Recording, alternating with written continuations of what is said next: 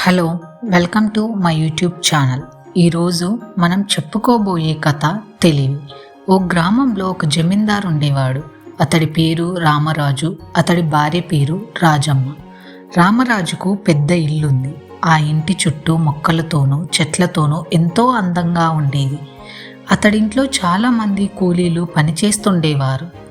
ఒకరోజు ఒక అతను వచ్చి తాను అనాథనని, నా అన్నవారు ఎవరు లేరని, తనకేదైనా పని ఇప్పించమని, తనకి జీతం ఇవ్వకపోయినా పర్లేదు, అన్నం పెడితే చాలని రామరాజు రాజమ్మల వద్ద మొర పెట్టుకున్నాడు.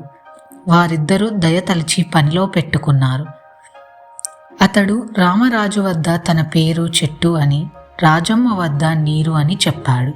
ఓ రోజు అతను జమీందారింట్లో డబ్బు దొంగతనం చేస్తూ ఉండగా రాజమ్మ చూసింది.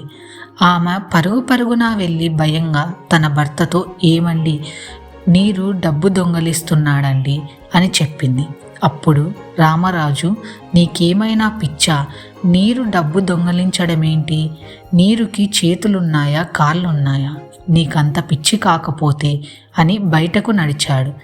అప్పుడు రాజమ్మ, అదేనండి, మన ఇంట్లో కొత్తగా చేరిన వ్యక్తి డబ్బు దొంగలించి పారిపోతున్నాడండి, వాడిని పట్టుకోండి అని అంది.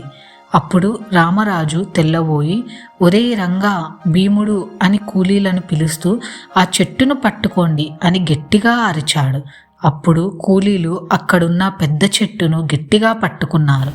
అప్పుడు రామరాజు కూలీలను, ఆ చెట్టును కాదురా, డబ్బు దొంగలించుకపోతున్న వ్యక్తిని పట్టుకోండిరా అనే లోపల ఆ దొంగ తప్పించుకు పారిపోయాడు.